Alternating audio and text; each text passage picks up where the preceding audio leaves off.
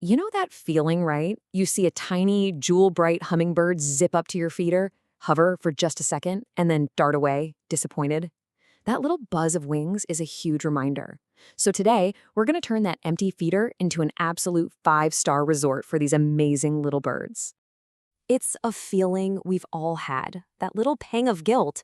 But what if I told you that in literally 5 minutes, you could whip up the perfect life-sustaining nectar? And get this, it's not only way cheaper, but also so much safer than that red stuff you buy at the store. Okay, let's just break this down for a second, because when you see it like this, it's a total no-brainer. Store-bought nectar can cost you $4 a batch, while homemade is what, 30 cents? The store stuff has preservatives and has been sitting on a shelf for who knows how long. Yours? It's pure sugar and water, and it's fresh from your kitchen in minutes. It's a huge win for you and an even bigger win for the hummingbirds. So how do we actually do it? I want you to forget any complicated recipes you've ever seen or heard. We are going to boil this down to one single golden rule. It's so simple, you'll never forget it. This right here, this is the magic number. 4 to 1. If you take away only one thing today, please let it be this ratio. It is the key to everything. So what does that actually mean? It's just 4 parts water to 1 part plain old white granulated sugar. That's it. But here's the cool part, the why. This isn't just some random recipe. Nope. Scientists have figured out that this 4:1 ratio perfectly mimics the natural sugar content found in the flowers that hummingbirds have been feeding from for thousands of years. We're basically recreating nature. And making it is unbelievably easy. Step 1, boil the water. This gets rid of any chlorine or impurities. Step 2, while it's still hot, stir in your sugar until it is completely dissolved. No floaty crystals. Step 3, and listen, this is absolutely crucial. Let it cool down completely. Putting hot nectar in a feeder can warp the plastic, and, way worse, it can actually burn a bird's delicate tongue. And finally, once it's room temp, you just fill up your feeder. See? So simple. Okay, now that you know the right way to do it, we have to talk about the wrong ways. Because some of these common, well-meaning mistakes, they can be incredibly dangerous. We're talking fatal for these tiny little guys. And this is where we all need to lean in and pay really close attention. A lot of us think, oh, it's natural, so it must be safe.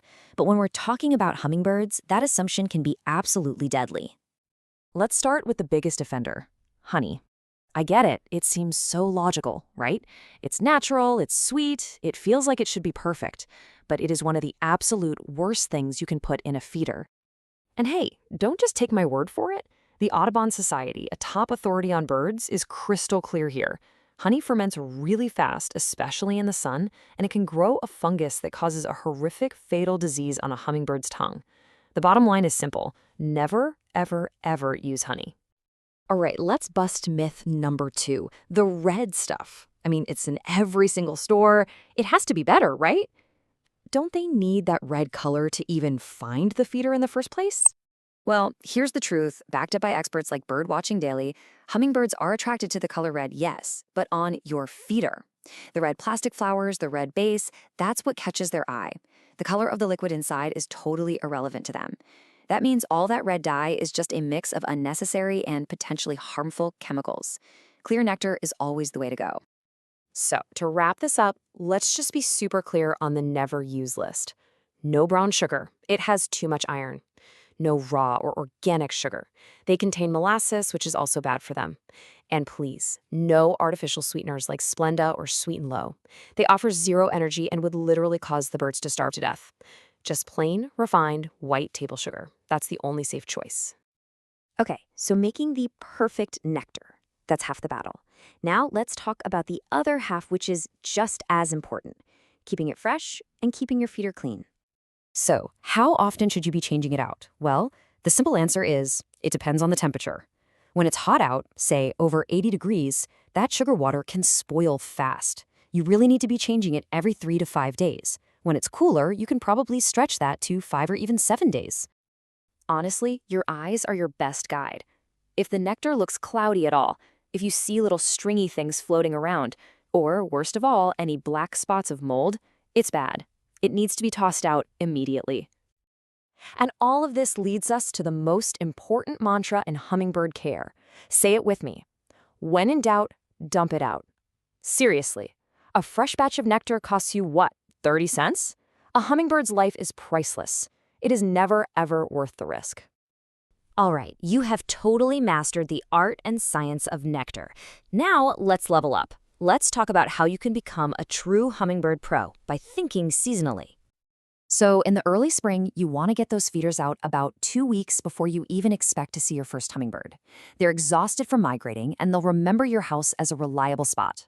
Then, in peak summer, consider putting out multiple feeders to cut down on all those territorial dogfights. And in the fall, this is key, keep them full.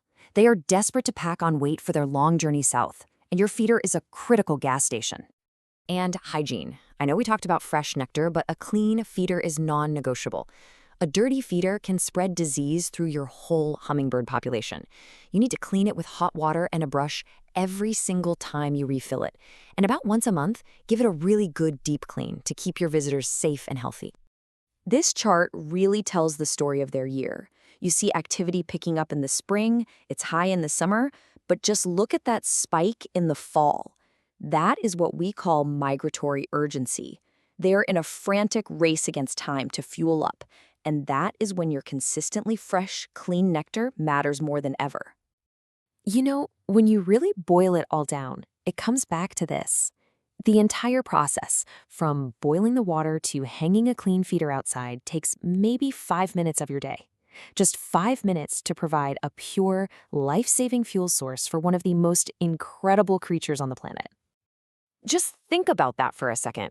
You just spent 5 minutes learning how to do this right. What if those 5 minutes are what gives a tiny bird, a creature that weighs less than a nickel, the energy it needs to cross the Gulf of Mexico on its 2,000-mile journey? It's such a small effort on our part, but for them, it has a truly epic impact.